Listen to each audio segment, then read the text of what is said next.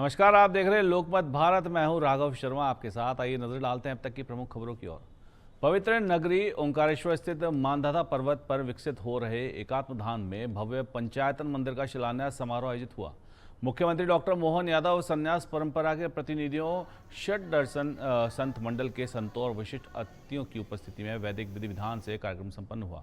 प्रातः 6 बजे से श्री वेंकटेश्वर वेद विज्ञान पीठम धर्मगिरी के प्राचार्य KSS अवधानी तथा दक्षिणामान्य श्री शारदा पीठम और श्री श्री गुरुकुल के आचार्यों ने वैदिक अनुष्ठान कराया। मुख्यमंत्री संतों एवं जनप्रतिनिधियों ने 45 पवित्र शिलाओं का पूजन किया। प्राचीन पंचायतन शैली पर आधारित मंदिर के केंद्र में भगवान शिव तथा चारों दिशाओं में भगवान विष्णु, सूर्य, गणेश और भगवती शक्ति के उप देवालय होंगे। मुख्यमंत्री ने कहा कि आदि शंकराचार्य ने भारत के सांस्कृतिक एकता के सूत्र में पिरोया है और उनका अद्वैत दर्शन वैश्विक कल्याण का मार्ग प्रशस्त करता है।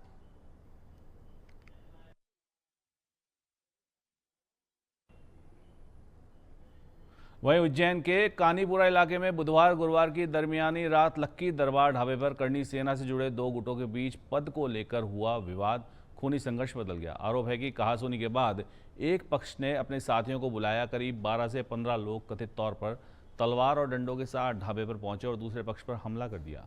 हमले में नीमन वासा निवासी 42 वर्षीय राहुल दरबार उर्फ विजय प्रताप गंभीर रूप से घायल हुए, जिनकी उपचार के दौरान जान चली गई। वहीं उनके साथी उंडास निवासी 35 वर्षीय जितेंद्र पवार का शव ढाबे के पास झाड़ियों में मिला। हमलावरों ने ढाबे पर खड़ी गाड़ियों में भी तोड़फोड़ की। सूचना पर चिमनगंज थाना पुलिस मौके पर पहुंची और घटनास्थल से साक्ष्य जुटाए। पुलिस घायल के बयान के आधार पर आरोपियों की पहचान और घटना की वजह की जांच कर रही है।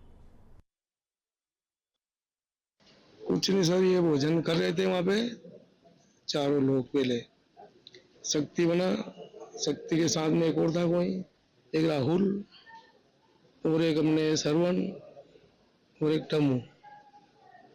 इन राहुल को और शक्ति को दोनों को मारी, थोड़ी मगजमारी हुई भोजन करते हुए। फिर वो वहां से दोनों निकल लिए, शक्ति और वो उसके साथ वाला, और ये वहां बैठे रहे।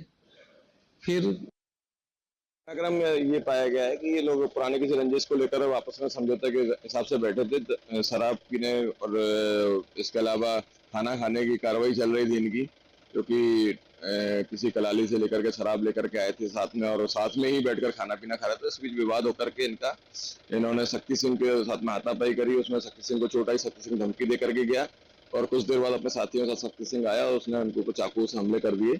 इसमें 2 व्यक्तियों की मौत।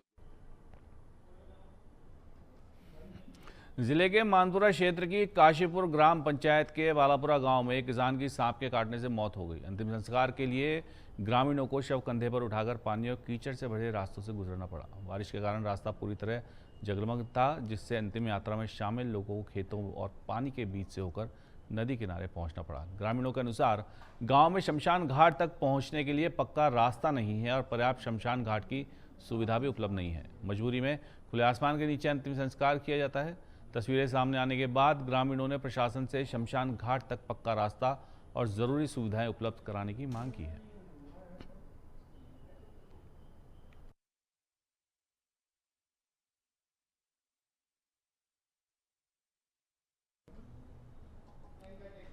वहीं सागर शहर को स्मार्ट सिटी बने 8 वर्ष हो चुके हैं, लेकिन सड़कों पर घूमने वाले आवारा पशुओं की समस्या अब भी बनी हुई है।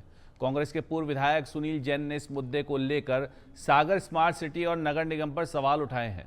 उन्होंने कहा कि आवारा पशुओं को शहर से बाहर करने के लिए वर्षों से योजनाएं और लाखों रुपए खर्च किए गए, लेकिन समस्या का समाधान नहीं हुआ।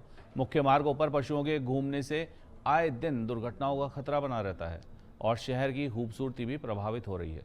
सुनील जैन ने विकास कार्यों में स्मार्ट सिटी के नाम पर धन के दुरुपयोग का आरोप लगाया। वहीं मामले पर अधिकारियों से प्रतिक्रिया लेने का प्रयास भी किया गया, लेकिन वे कैमरे पर बोलने से बचते हुए नजर आए।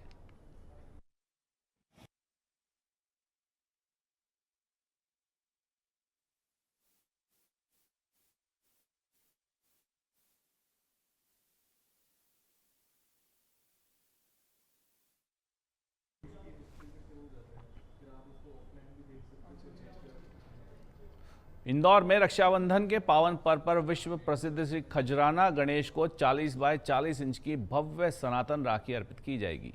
पालरेचा परिवार पिछले 24 वर्षों से विशेष और विशाल राखी तैयार करता आ रहा है। इस वर्ष राखी की थीम राष्ट्र भाव और वंदे मातरम के 150 वर्ष रखी गई है। राखी में राष्ट्रीय गौरव के साथ धार्मिक और सांस्कृतिक चेतना को भी प्रमुखता दी गई है। इसमें भोजशाला राखी के माध्यम से मां वाग देवी के स्वरूप को उकेरा गया है।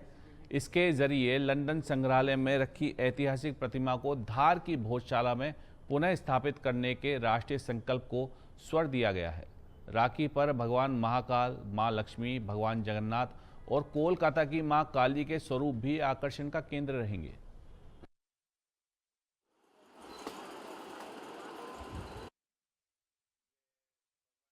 राणा गणेश जी को जो इस बार हमने राखी बनाई है 24वां वर्ष है और 40 इंच बाई 40 इंच की ये राखी है। जो राखी बनाने वाली सामग्री फोम, गत्ता, तलमा, सितारा, नग, नगीना, जरी, गोटा इत्यादि से तैयार की गई है। यह सामग्री जो होती है कलकत्ता, बम्बई, जयपुर, दिल्ली से मंगाई जाती है और परिवार के ही लोगों ने इसको मिलकर बनाया है। सभी ने 2 से ढाई महीनों का समय लगा है। 20 से 25 लोगों की इसको बनाने में मेहनत लगी है। और ये जो इस बार जो राखी बनाई है वंदे मातरम के जो 150 वर्ष पूर्ण हुए।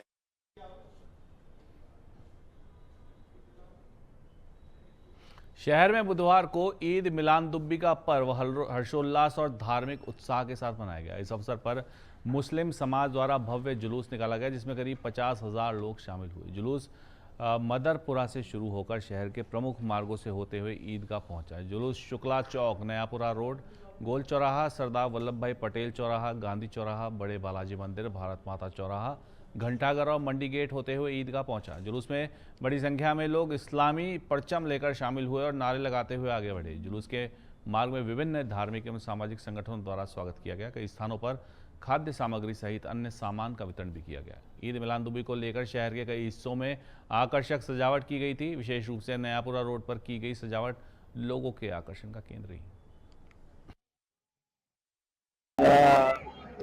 अल्हम्दुलिल्लाह आज हम 1501 साला जश्न विलादत नबी सल्लल्लाहु अलैहि वसल्लम की विलादत व शहादत दिन पैदाइश का दिन।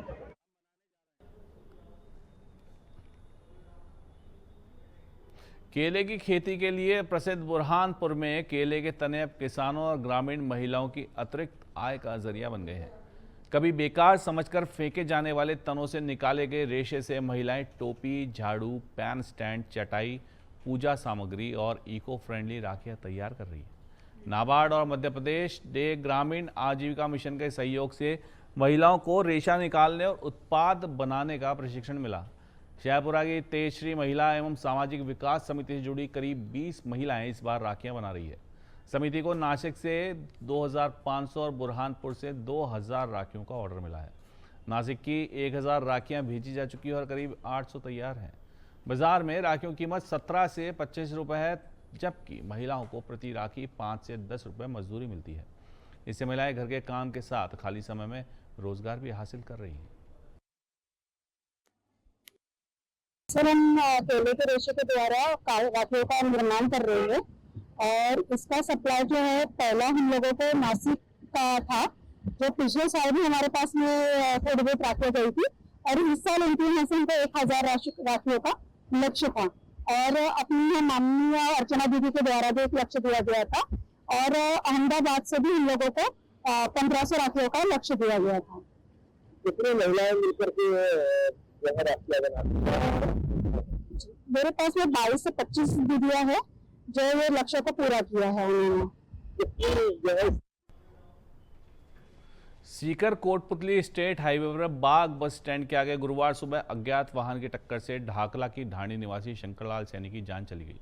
शंकर सुबह करीब 5:30 से 6 बजे के बीच अपने घर से काम के लिए जा रहे थे। इसी दौरान अज्ञात वाहन ने उन्हें टक्कर मार दी। हादसे में वाहन के दोनों पहिए सिर के ऊपर से गुजरने से उनकी मौके पर ही जान चली गई। शंकर लोहारकल में कुल्फी की रेहड़ी लगाकर परिवार का पालन पोषण करते थे। उनके 4 बेटियां और 1 बेटा है।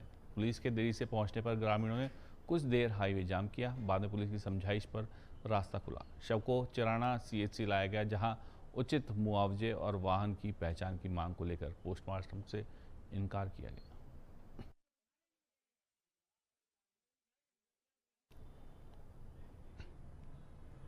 वहीं प्रसिद्ध धार्मिक स्थल लोहारगढ़ में 5 से 11 सितंबर तक आयोजित होने वाले 24 कोसीय परिक्रमा एवं अमावस्या मेले की तैयारी को लेकर जिला कलेक्टर डॉक्टर अरुण गर्ग ने महेश्वरी धर्मशाला में अधिकारियों की बैठक ली। कलेक्टर ने कानून व्यवस्था, सुरक्षा, सफाई, पेयजल, चिकित्सा एवं जन सुविधाओं की व्यवस्थाओं की समीक्षा करते हुए अधिकारियों को जिम्मेदारी से कार्य करने के निर्देश दिए।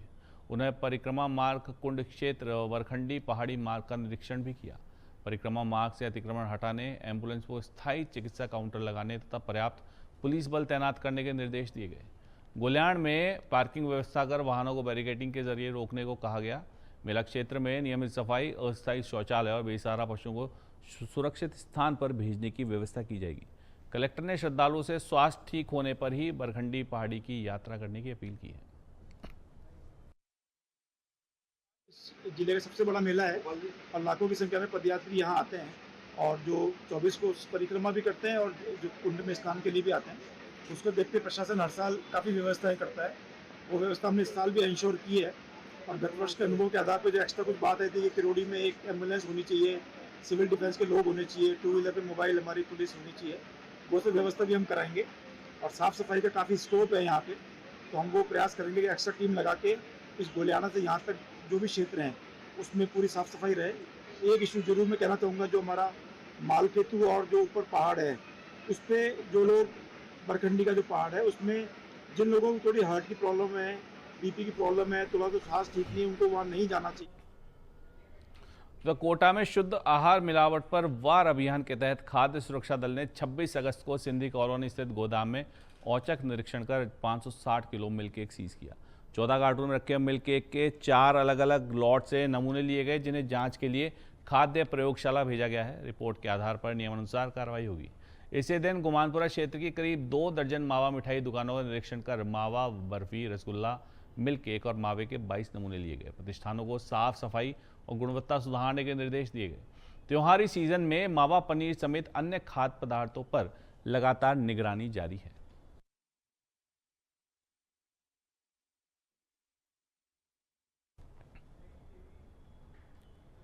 बारां जिले के अंता क्षेत्र के बालाखेड़ा गांव से शिव मंदिर में चोरों ने एक बार फिर से धावा बोल दिया। चोर मंदिर का ताला तोड़कर अंदर घुसे और दान पेटी में रखी नकदी चोरी कर ली। इसके अलावा पीतल की झालर, टोकरी सहित अन्य सामान भी चोरी होने की जानकारी सामने आई है। पूरी वारदात मंदिर में लगे सीसीटीवी कैमरे में कैद हो गई। घटना के बाद ग्रामीणों में आक्रोश है और ग्रामीणों के अनुसार मंदिर में इससे पहले भी 3 बार चोरी हो चुकी है और यह चौथी वारदात है। लगातार हो रही चोरियों से ग्रामीणों में सुरक्षा व्यवस्था को लेकर नाराजगी है। उन्होंने पुलिस से आरोपियों की पहचान कर जल्द गिरफ्तारी और मंदिर की सुरक्षा व्यवस्था मजबूत करने की मांग की है।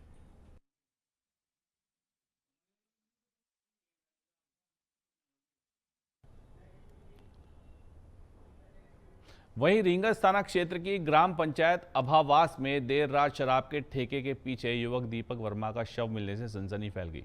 सूचना पर रींगस पुलिस और एफएसएल टीम मौके पर पहुंची तथा शव को उप जिला अस्पताल की मोर्चरी में रखवाया।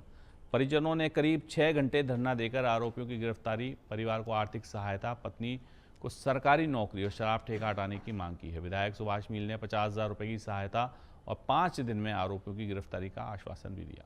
मुख्यमंत्री प्रतिकर योजना से 5 लाख रुपए सहायता का भी भरोसा दिया गया है। पुलिस ने 5 आरोपियों को हिरासत में लिया है और पोस्टमार्टम के बाद शव परिजनों को सौंप दिया गया।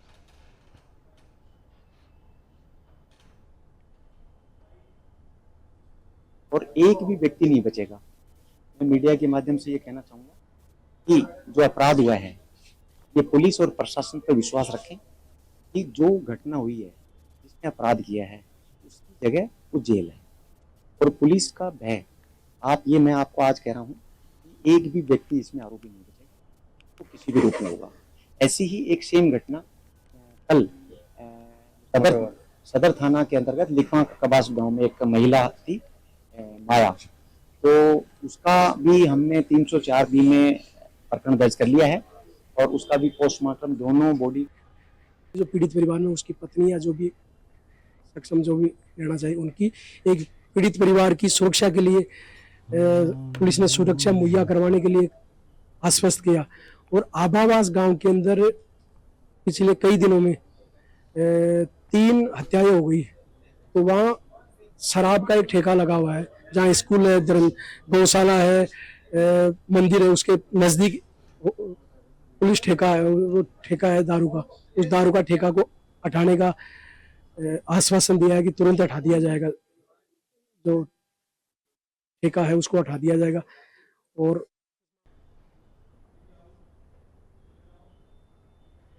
इस बुलेटिन में फिलहाल इतना ही। और खबरों और ताज़ा अपडेट्स के लिए बने रहिए हमारे साथ। देखते रहिए लोकमत भारत, साथ सच का।